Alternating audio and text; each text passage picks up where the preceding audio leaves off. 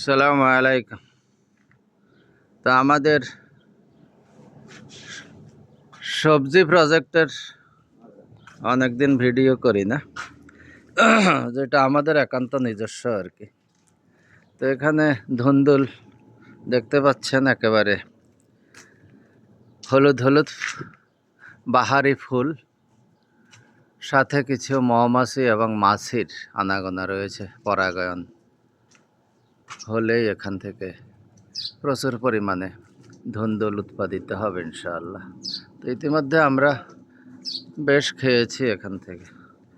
আর এটা হচ্ছে আমাদের কুমড়ো, মিষ্টি কুমড়ো প্রজেক্ট। তবে এটা বুঝতেছি না, গাছে জোয়া আছে ভালো, কিন্তু ফল নাই। দুই একটা ফল হলেও এটা আবার শুকিয়ে নিজে নিজেই পড়ে যায়। তো এটার কোনো ওষুধ জানা থাকলে আপনারা একটু কমেন্টে বলবেন। যে মাশাআল্লাহ গাছটা বেশ নাদোষ নদোষই আছে। তবে যদি কাঁচকলা পেতাম তাহলে এটার ডগা দিয়ে একটা নিরামিষ রসুনের ভাগাট দিয়ে তরকারি হয়ে যেত। তো এইদিকে ভিতরে আমাদের ডাটা, আসেন আস্তে করে প্রজেক্ট দেখাচ্ছি। জায়গাটা একটু চিপা, সাবধানে যেতে হবে, গাছে যাতে আঘাত না পায়। এখানে খোঁচা একটা আছে, এই যে দেখেন, বিসমিল্লাহ। তো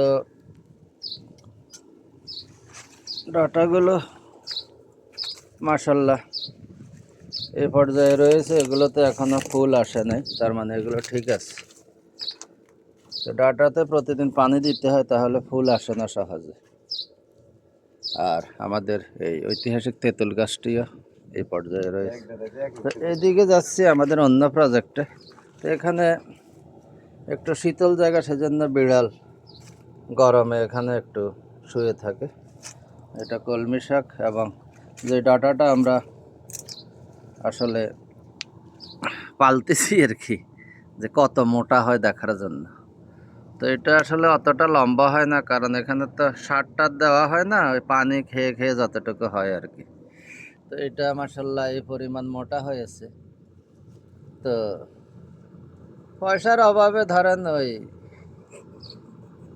গোছ কিনতে পারি না আর কি, নইলে এটারও জবাই করতাম আর কি।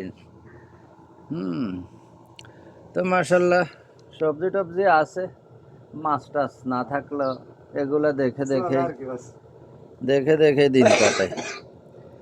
তো আরেকটু ওইদিকে যে আমাদের আরেকটা ধুন্দুলের প্রজেক্ট আছে। এই যে আম গাছটা এরকম হয়েছে। এখানে একটা সজনেও বীজ এনে এক জায়গা থেকে লাগিয়েছি, মাশাআল্লাহ একটা গাছ হয়েছে। কিন্তু দুইটা গাছ হয়েছিল, একটা মনে হয় কে খেয়ে ফেলছে। এই যে যাই হোক, তো এই ধুন্দুল গাছটা কেন জানি মরে যাচ্ছে। হ্যাঁ হ্যাঁ।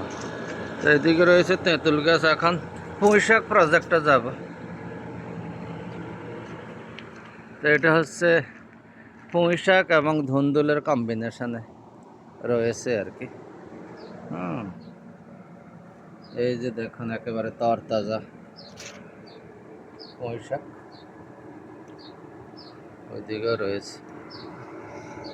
তো সবাই ভালো থাকবেন, আমাদের জন্য দোয়া করবেন। ভালো লাগলে ভিডিওটি লাইক, কমেন্ট এবং শেয়ার করতে ভুলবেন না। আসসালামু আলাইকুম রহমতুল্লাহ বারাকাতুহু।